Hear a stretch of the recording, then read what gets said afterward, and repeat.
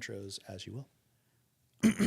All right. Oh, we're live right now? Yep. Well, I mean, again, As live. live as we Ready? wanna What does be. that even really mean, you know? It's all live. Ready. 3, 2, 1. Welcome to the All Ground Pod, y'all. Today is our third episode, and I wasn't there for the second. We'll get into that a little bit, but yeah, today's our third official episode of the pod. So we're excited to do this, and let's get some. Let's chat. Let's chat a little bit, Elias. Yeah, good to Let's have. chat about all that shit you've been talking when I wasn't around. Not shit talk, man. Truth talk. Yeah. Truth. Okay, so exactly what were you saying? I mean, I listened to the pod and I felt like none of it was the truth, but Oh, the truth is, I'm gonna beat your fat ass. okay, yeah, we'll find out about that, buddy. He's not lying. I wouldn't say I'm fat, but I'm definitely the heaviest I've ever been, and I call it a bulk. It's more like a bulk. A dirty bulk. Yeah, just a dirty, nasty bulk. But no. I think I'm just filling out. I'm just finally starting to hit my man strength.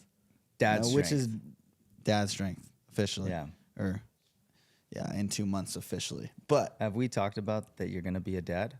I'm sure we have. Yeah. I think Well, Ty and I I mean- mentioned it in the last pod. yeah, I think you did mention it a little bit. But yeah. What an exciting, just amazing, time, Yeah. and just definitely. I mean, it was planned for us, but in the beginning, it was certainly nerve-wracking when we figured that out. I think it's just like all these emotions start coming in, and you don't know exactly. I mean, for me, that first week when I figured out, it was exciting. I was happy. I was just so stoked. And then I think like a week into it, I just remember laying up in bed and I was like, wow, this is happening. I'm gonna be a father, and I'm gonna have to, take care of my child for forever. I mean, it's like being a dad is forever, and that's also so exciting. But getting to see other close friends, also going into the same time in their lives, see how they do it, how they cooperate together, and it's just nice. It's really, at this point, I'm more eager and excited, and just can't wait to put my best foot forward every day for the child. Oh, don't worry.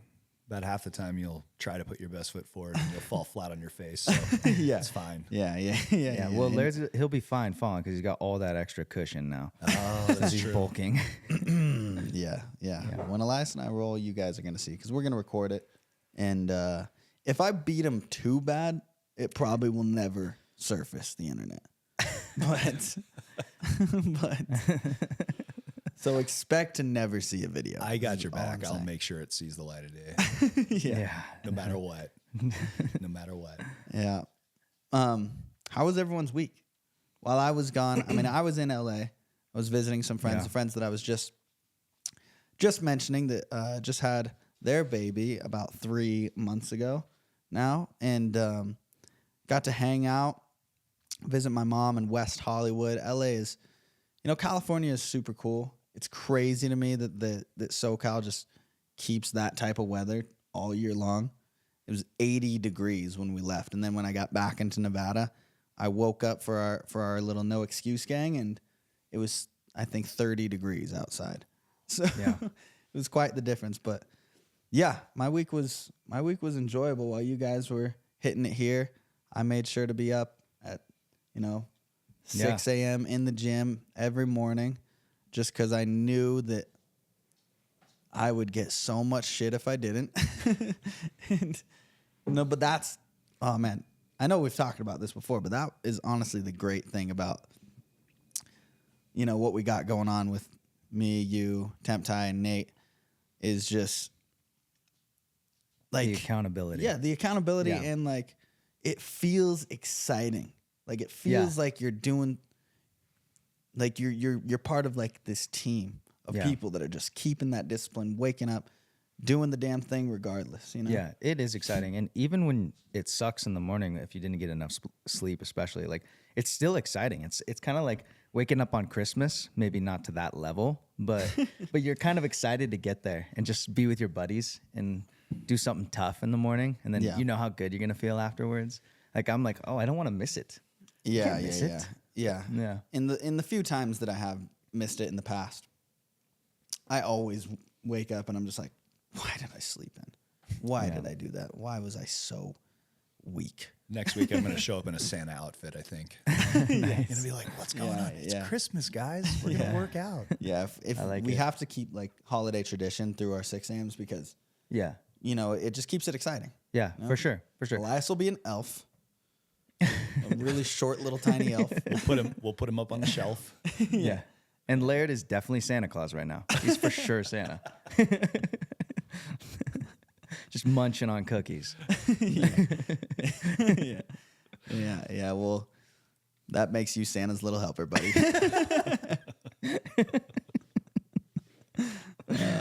Anyway, yeah. About your guys' week here while I was gone. Just getting after it, man. Yeah, just getting after it. Just getting after it. Elias said it was the greatest week of his life. He was like, thank God Laird's out of the way. He said something. I don't remember exactly what he said, but it was something like that. Yeah, I know. I kind of figured, you know. Yeah.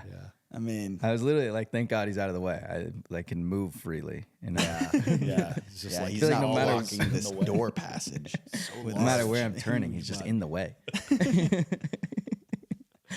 He's so wide and robust. Man, okay, great. Okay. The beef is starting. But seriously, it was a good week. We had a good week. Yeah. It was a really good week. Cool. You know, just stuck to the routine. Feeling good. It was good to see you getting after it, getting those pictures in the morning. That was nice. Yeah. Halloween, we wore mustaches. Mm-hmm. Yes.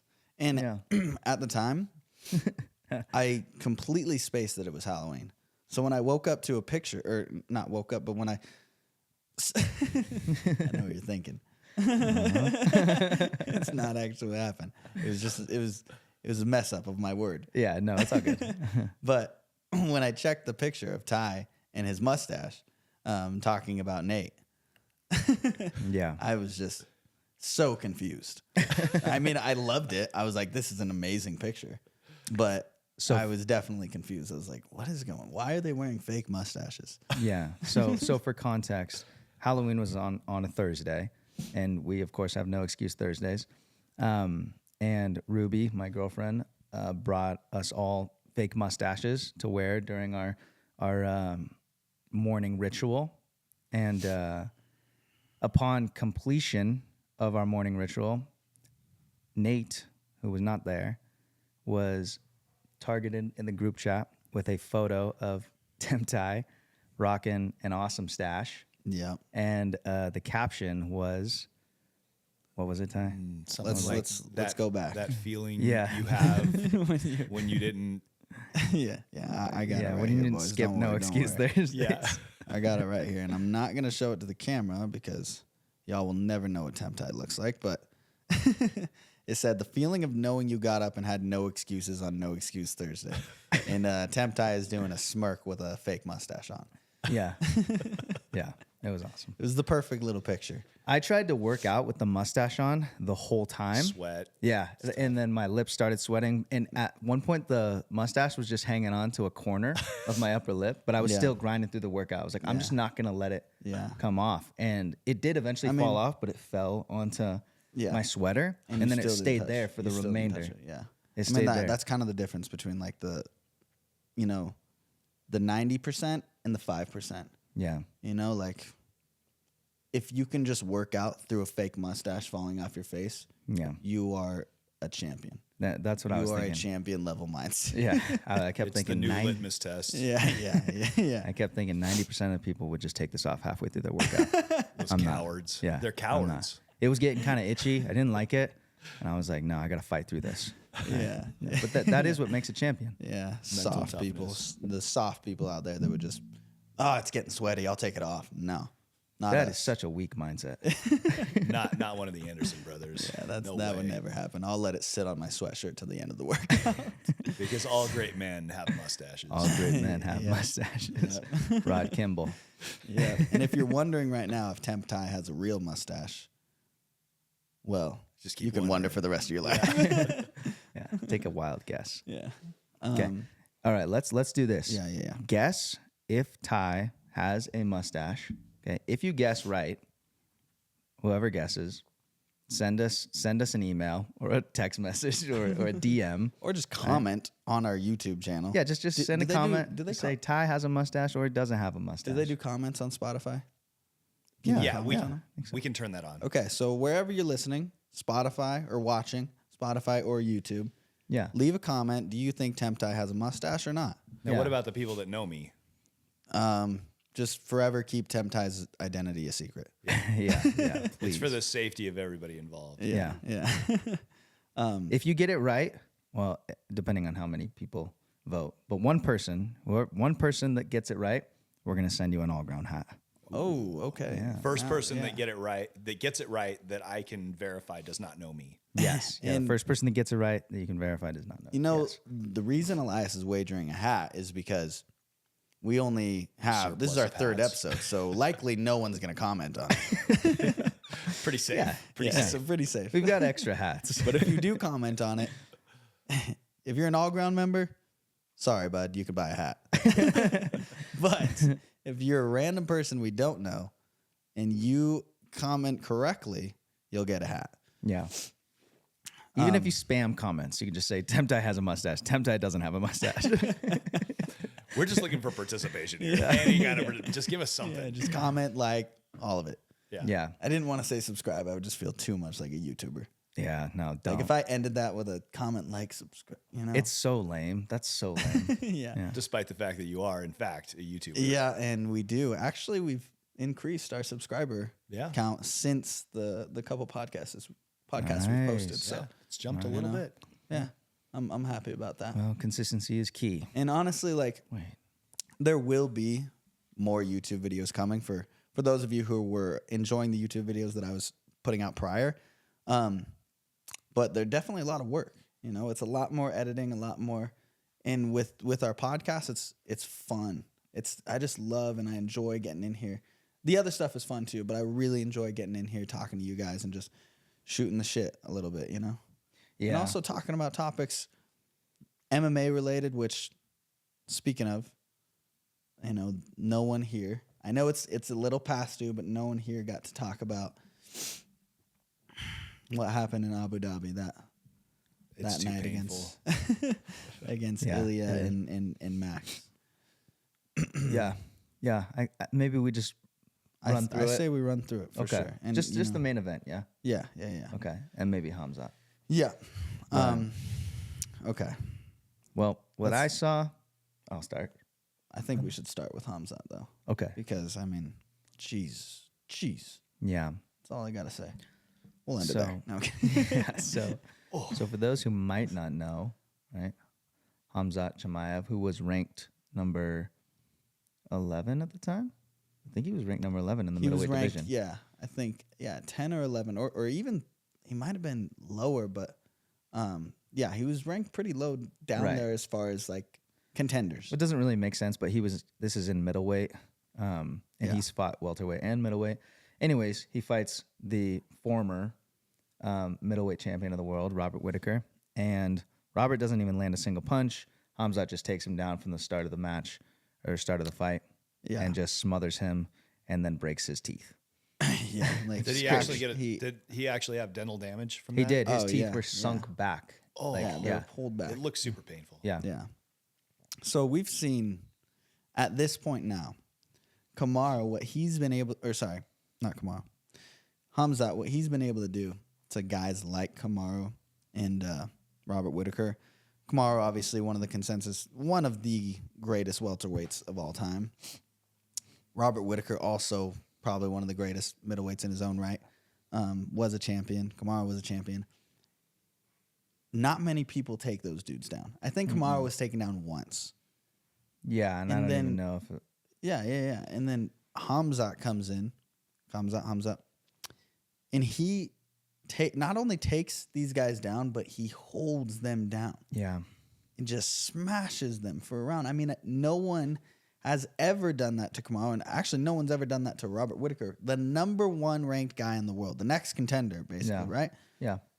And you go out there and you smash him in the amount of time you did. Like, there's no one in that weight class that can stack up to his level of grappling. Yeah. No, I don't think so. I think that at this point in the middleweight division, I mean, you're just going to need another contender. Yeah, There's nobody in the top 10. Except for Bo Nickel. Bo Nickel.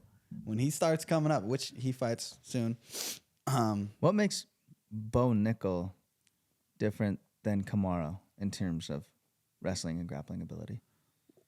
I mean, I just think it's the way you apply it to the sport. Yeah, for sure. You know, I think it's the way you apply it to mixed martial arts because, I mean, Kamaru was also had a lot of success with his striking, right? Yeah. But I wouldn't say that Kamaru ever had like the level of grappling that Khamzat has. You know, like takedown offense and defense, he's very very Strict high wrestling. level. Yeah, but putting the grappling together, meaning the wrestling, the judo, the jiu-jitsu. I think your mic just got pulled out or something. No. Okay. I just moved it. The wrestling, the judo, the jiu-jitsu, putting it all together and being able to hold people down. That's the skill you have to have. And I feel like Bo, he's kind of proved that. When you grow up, and I know Kamaru did this too, but at a different level. I mean, Bo is a 3-time national champion at the highest level. Olympic trials runner-up. The only guy he lost to was David Taylor, and David Taylor went on and won the Olympics that year. You know, so obviously Bo's wrestling is amongst the highest level in the world. And I feel like just the way, you know, he trains and the way he thinks about the sport, he's going to progress super fast in the grappling. You know, and I think he's applying it. He's with a good team, you know, Mike Brown, American Top Team. And the way he applies it to his martial arts is going to be very, very effective. Yeah. He doesn't have the experience a lot of these guys have, but the application, the mentality, the physicality, the athletic. What's going on? Okay. Sounds fine. Yeah, sounds good. It sounded weird in my headphones, but yeah, all of that combined is going to keeps turning off. Okay, yeah, that's good. What I was saying is all of that combined is going to make an exceptional athlete in mixed martial arts. And really, at 185, Bo Nickel and Khamzat are unmatched when it comes to grappling. You know. Yeah, no, that's definitely a dream matchup. That could be super fun. Yeah. I don't know. But later down the line, obviously, Bo needs more experience. For sure. Yeah. And right now, Khamzat's just got to be one of the scariest individuals in the sport. Yeah. So do you think, after seeing him do something to Robert Whittaker that no one's ever done before, how do you think he matches up with a guy like Sean Strickland or DDP? Which they're probably going to fight for the belt, and I could see either one of them taking it. Mm-hmm. I think Khamzat smashes them. Yeah. Really? Yeah, I mean, I feel like I don't know what they're going to do. Yeah. You know? And Right. I like I said, I feel like they're just, that whole division's like so far Yeah. from Khamzat in the grappling department. Yeah. I just see him taking Sean down, smashing him. Yeah. You know, keeping him down. Yeah. I think a tougher test. I mean, I think Sean Strickland is amazing, and he's obviously proved to be capable of being the best in the world at that weight. But I feel like the DDP fight is harder stylistically for Khamzat. You know, just because DDP is a little awkward. He's strong. He's big for that weight class. You know, he also has a certain level of grappling ability. But yeah, I think of the two fights, which one is harder? DDP. But I still think that Khamzat is inevitably going to be the middleweight champion of the world. I think so too, and I think he's just going to take DDP down. And the one thing is DDP, he's a great like top grappler. He's good on top. He's good at keeping you down. He's good to put pressure on you. Yeah. But you also have to train that bottom grappling. Yeah. You know, a lot, and that's why if a guy like Kamaru's been taken down, like by Khamzat, all of a sudden he's in a whole new world. He's like, wow, I'm never down here. Yeah. I'm never down here, and maybe he doesn't train it as much as his offense. Yeah. You know, Right. because they're so good at wrestling, they're so good at grappling that they can't imagine they're going to be on bottom or stuck on bottom. Yeah. And then you have a guy like Khamzat that's just light years ahead in grappling. Yeah. And he can just hold you on bottom, even if you're at a high level grappler. Yeah. Which is it's freaking awesome. Yeah, it's incredible. So it's, cool. It's honestly so cool to see. And Yeah. we haven't even really, I mean, we have seen it from only one person, you know, outside of him, which could be. Yeah. But yeah, let's chat about the main. Okay. Chat about the main. You guys were together while We watching watched it together. correct? Yeah. I was driving from here to LA. And you didn't get in an accident. Yeah. No. I actually stayed off my phone. Yeah. Like as I just wasn't going on Instagram, didn't check the socials, I tried my best to look at a text, but the thing is, I had a bet with I had a $5 bet with one of our members in here named Carter. Yeah. And the whole time I was saying, I was unsure. And then leading up, I said it in our first podcast. I kind of felt like the closer we got to the fight, the more increasingly confident I was that Max Holloway could pull it off. Yeah. Right. And the way I predicted it was going to be like going into the fourth round, Max was going to be up 3 rounds and Ilia was going to need a knockout to win. Yeah. And I felt like, I mean, in, you know, the 2.5 rounds they fought, I felt like Max looked awesome. I felt like Max looked great. He was good, putting together combos really well. He was landing a lot, right? Wasn't landing the power that was like able to deter Ilia from coming forward, but he looked really good, and it was looking to me like he was just going to keep pulling away rounds, right? But anyway, I was driving to LA, and I get a text from Carter, and all it says is a period. It's just a period. It's just, right? Like the punctuation, period. And I was like, I know what this means. I know what this means. I was like, no way. Because I was like, in my mind, I was like, Max Holloway just doesn't get knocked out. We were talking about this. It's like, you know, he just does not get knocked out. And when he sent that text and I saw that, I was like, no way did he just knock out Volk and Max Holloway, the 2 greatest featherweights of all time. Oh, so, like my heart sank a little bit when I got that text. Yeah. That's scary. Yeah. But So cryptic. yeah, So scary. yeah. But I knew it was cryptic enough, but I knew exactly what it meant. Right. You know? And God. sure enough, later that night I was watching and I was like trying to like make sense of it in the other way. I was trying to like, as I was watching the fight play out, like first round, I was like, okay, Max is doing good. Second round, I was like, okay, maybe the period didn't mean, maybe it meant something else, you know? Yeah. You know, maybe it meant something else because Max is doing good. Yeah. And then that third round came around and Ilia was so laser focused the whole time. Yeah. It was so cool. Yeah, he came out with the knockout and wow. Yeah. So impressive. So impressive. So impressive. That's what we saw. I mean, and what we saw was just complete composure and just like sticking to the game plan.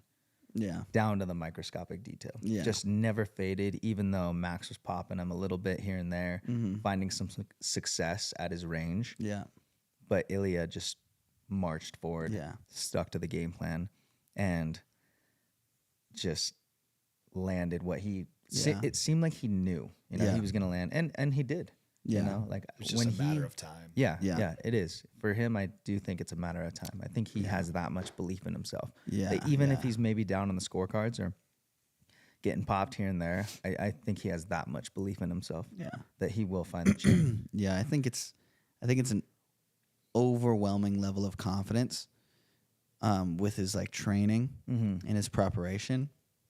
And also, I don't think I've seen any fighter to date that has like the sort of tunnel vision that he has, where it's like, it's almost kind of risky because you could be 4 rounds down, you know, where you're like, oh, I'm just getting like tagged from the outside. This person's doing really well, and I haven't caught him yet, you know. But he's just got that like laser focus where it's like, your time is gonna come. I'm gonna land. Right, it's just a matter of time. I'm just gonna stay strict to the course. I'm gonna keep pressing forward. I'm gonna keep my head movement going. I'm gonna keep the game plan going. I'm gonna land a counter, and it's gonna hurt you, and then I'm gonna finish you. You know?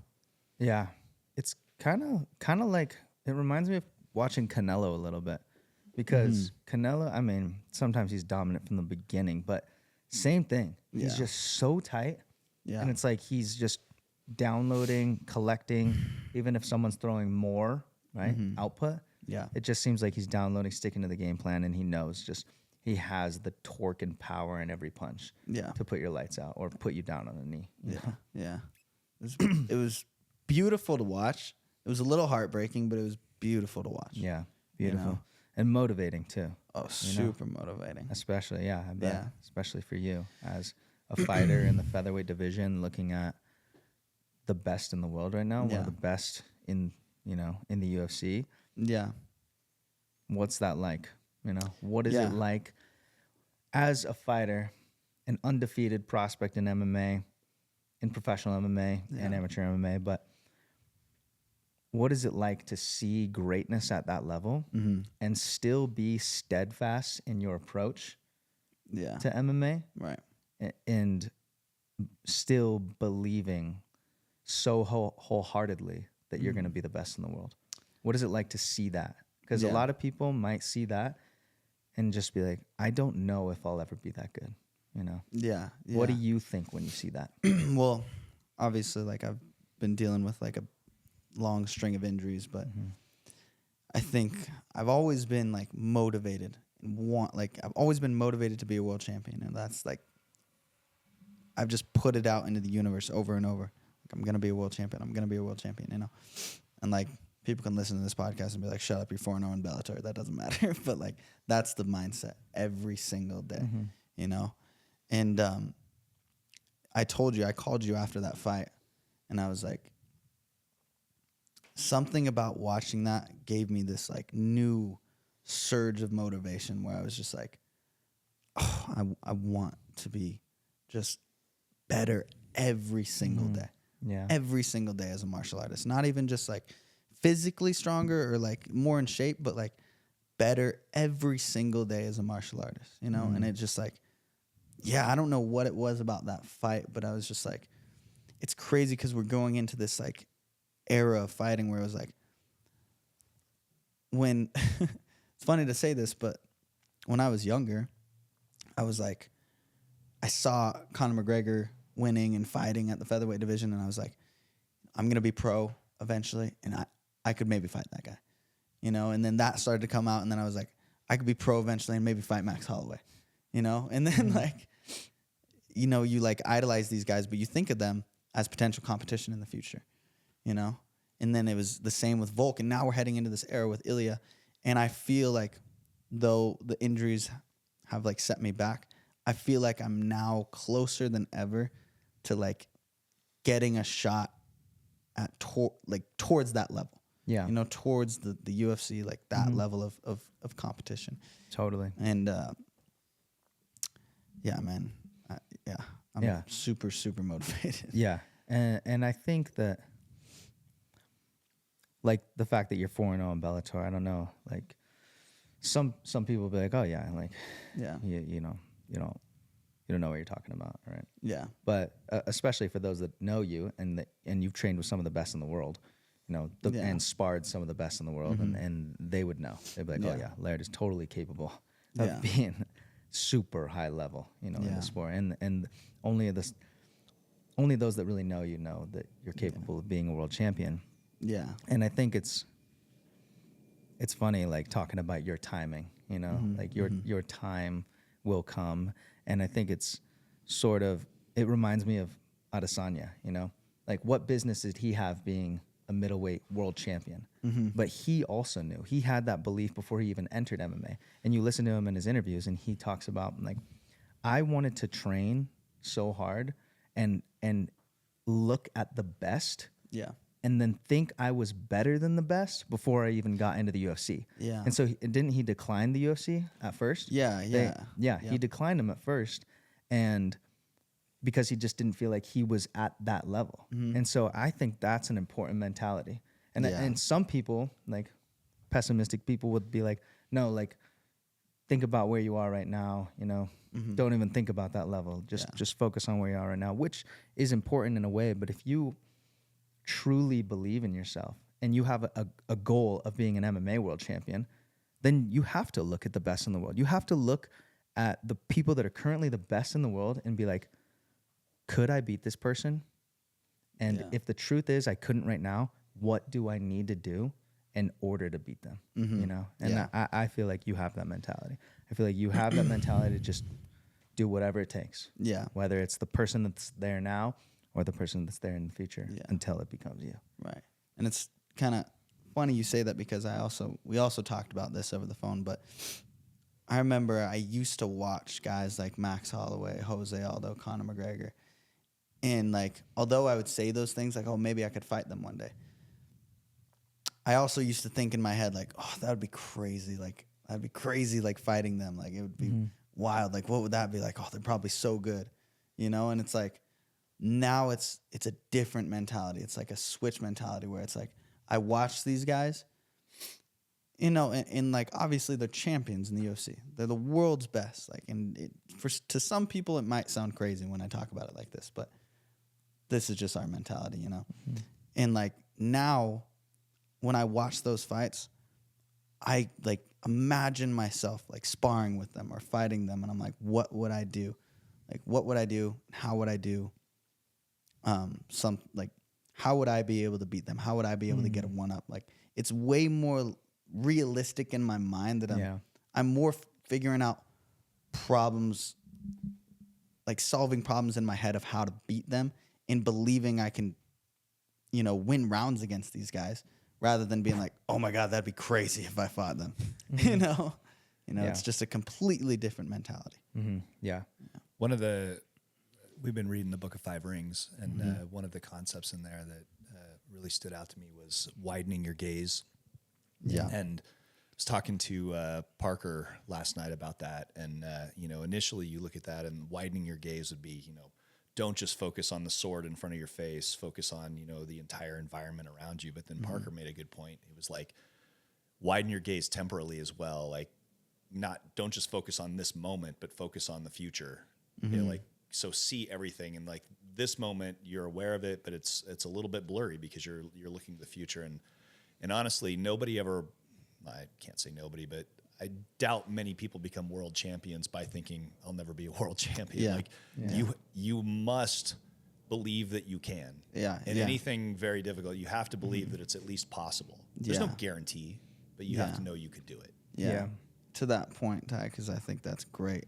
I think most of the time you see champions, it's never the case where they're like, I didn't really know how far I could go and now I'm here. Like, there's always like a sort of delusion to most champions. Like, champions that are there today, they can recall times of their past being like, I'm going to be champion. I'm going to be champion. Ilia talks about how he's just like, it's inevitable. I know I was going to be champion. I know I'm better than these guys. I told myself, before I was even champion, I told myself, I am the champion of the world. Yeah. And like some people will take that as delusion and but I don't think there's many world champions, especially in the MMA stratosphere, like that speak any differently about themselves. You know? Yeah. That didn't believe it to some capacity. Yeah. Or just put it in their head. Even if it was just like, I'm just going to put it out there. I'm just going to say it every day. Yeah. Like manifestation, sort of like just saying it, put that energy out there every day. And also, using words isn't going to help you in this game. You got to fucking put in the work. At the end of the day, you got to train like you want to be a champion. Yeah, absolutely. Every choice you make has to be geared towards that goal. Yeah. You know? Yeah. And that's what makes a true champion, you know? Mm-hmm. Like someone that, yeah, people are like, they're a little weird, you know? Yeah. They don't stay out at this time, or they always say no to this, or they're not going to do this. Yeah, or they're shadow boxing in the Whole Foods. Yeah. Yeah. Yeah. Yeah. I once, I think it was James Blanco. Yeah. When I was like doing, I think it was my first amateur fight. He was telling me, he was like, you want to make these guys think you're crazy. You want everyone else to look at you like you're crazy. You want to be shadow boxing in the grocery store, and like, and I was just like, yeah.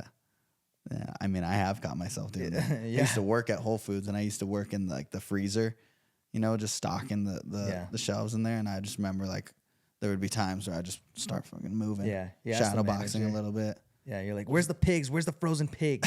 Yeah, I'm like, I got this job because I wanted to train like Rocky. Do you have any meat on hooks that I can punch? Yeah, there's a lot of them. Mainly what I'm interested in. Yeah, I mean, I'll tenderize some meat. All right. None of that. Yeah, let's just get far away from that. But I did want to ask you guys what you thought about the double spinning back fist finish. Yeah. Because that was crazy. I kept telling Ty, I was That's like, a video that's just, no, I was like, that's just something a little kid does when he's play fighting. He just like does tornado punches. Yeah. I was like, that guy just went like full little kid mode. He just started throwing tornado punches. Yeah. And then he followed it up with like the best, most coherent interview you've ever heard. Yeah. That was rough. Yeah, you're talking about Shara. Yeah. Shara And Bullet. for those who don't know, there was a fighter, Shara the Bullet is what they call him, and he just threw a spinning back fist to one side, and then it kind of missed, and then he just turned and looked over his other shoulder and threw another spinning back fist. Didn't he throw like a kick though? Like he started it with a kick, and like as he was going through, like the kick didn't land, so he was like bringing his body through one spinning back fist, and then brought his body through the other spinning back. It was just a tornado motion. It was crazy. And then it caught the chin and like almost that's like flatlined when the you're guy. like playing as a kid with your friends and you guys are fake fighting. You're like tornado kick punch. Yeah, exactly. And he did that in real life, which is crazy. And then he gave the worst interview of all time because he was trying to speak English. I was just like, dude, just speak your own language. But it is shown that fighters Can't rise speak in popularity when they try to speak English or when they're speaking English. Fighters rise in popularity when they're speaking English. That's true. But I don't know if he was actually speaking English. He was trying to speak English, but I don't know what he was saying. Well, they should have gave him a hand, but he was struggling out there. Yeah, man, that was a beautiful technique. What a cool. Yeah. I mean, something like that'll probably never be hit again by anyone. Yeah, maybe not. Probably the odds. Yeah. Very, very slim. Yeah. So didn't somebody ask you yesterday, like, how many spinning back kick finishes you like project in your career? And you're like, probably none. Yeah. I remember I told him, it was Nathan, and he was like, how many spinning back kick knockouts do you project and having in your career? And I was like, if you had asked me that when I had first turned pro, I would have been like, man, that would be cool to land a few. Yeah. Or like at least one. Yeah. But now I'm like, it's probably gonna be never. Yeah. And because you tried it once, right? And didn't I go did well. try. I tried it in my first fight, completely missed it.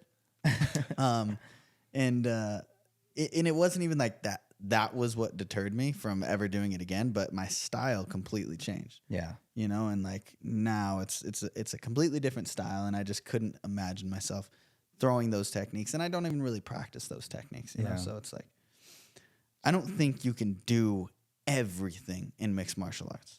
You can't be the best karate guy with the best boxing and the best Muay Thai and the best grappling.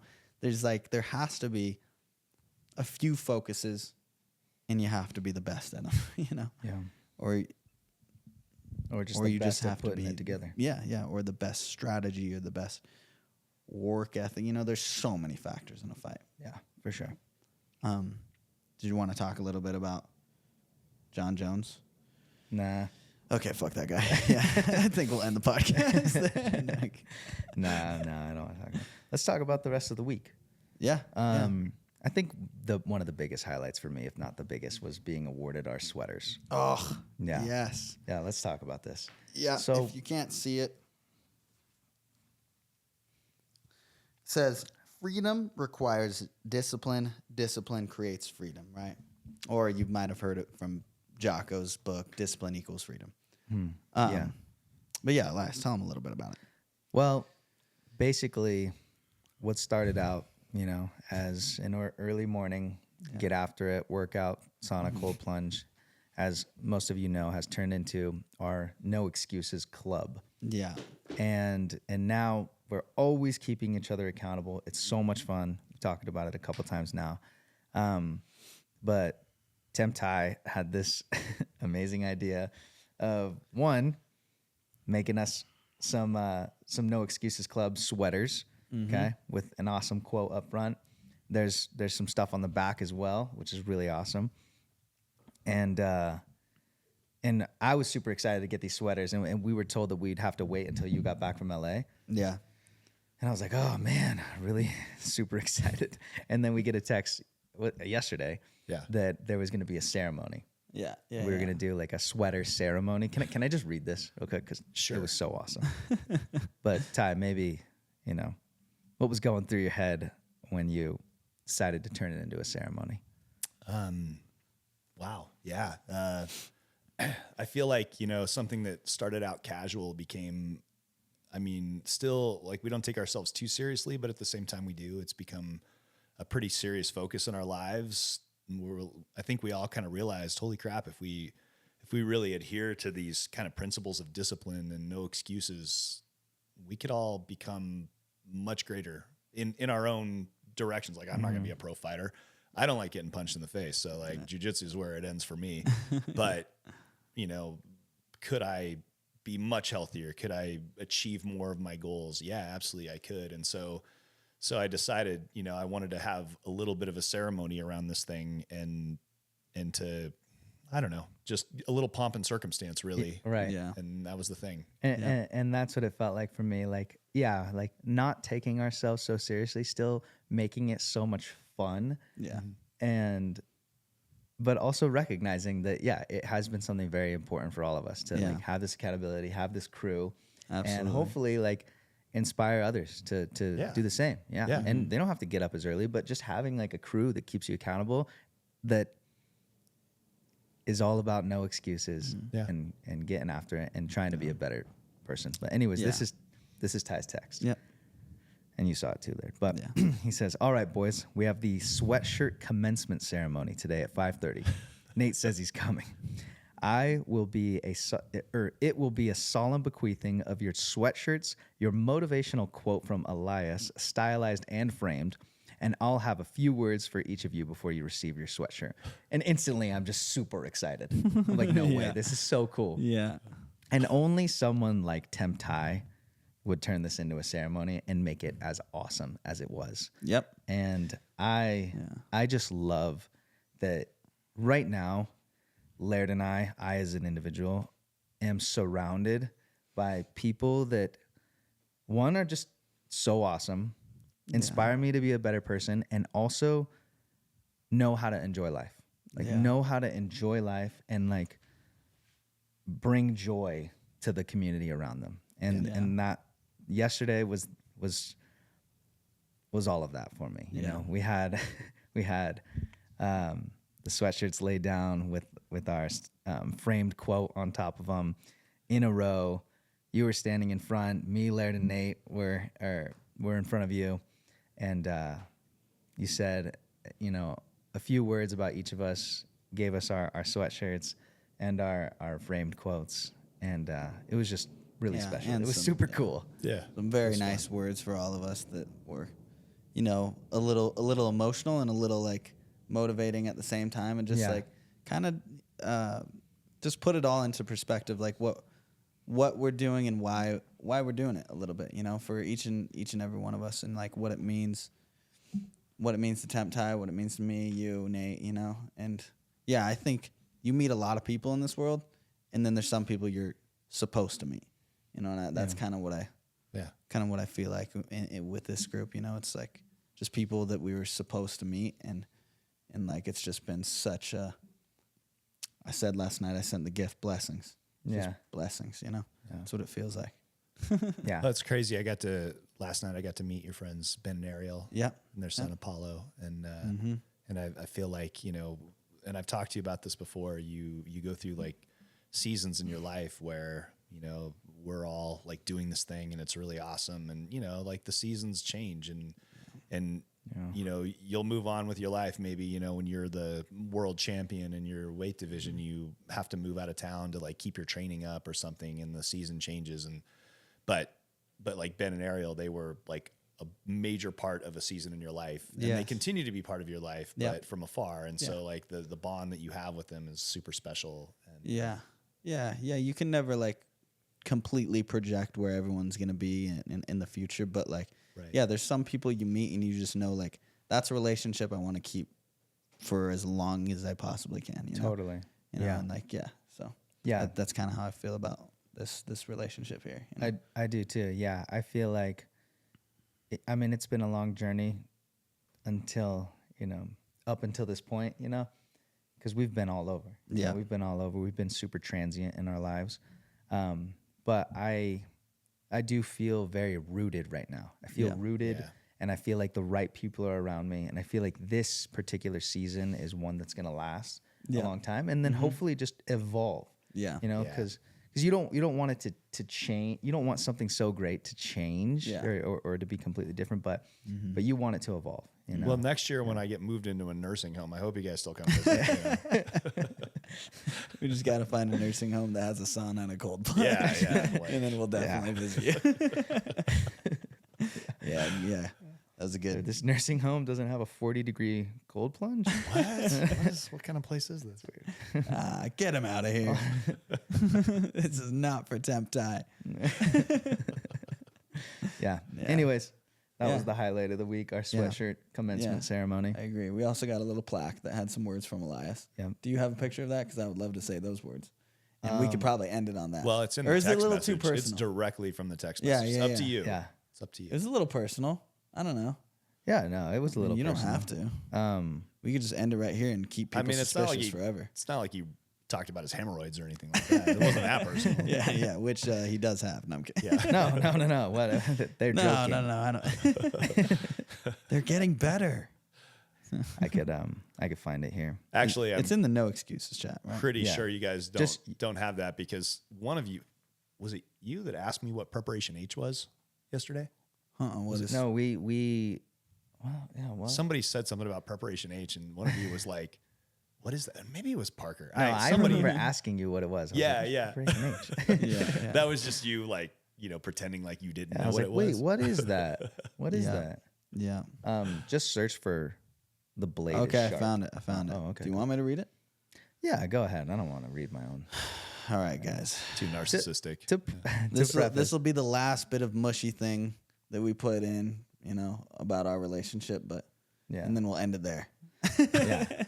And to preface, like this sort of embodies some of the qualities that I was saying I love about Ty, and then it's keeping it playful, but you know, inspiring. Yeah. It's silly but serious at the same time. It's silly but serious. Yeah, it's still inspiring like better versions of ourselves. And so all right, I'm gonna read it with a little bit of passion.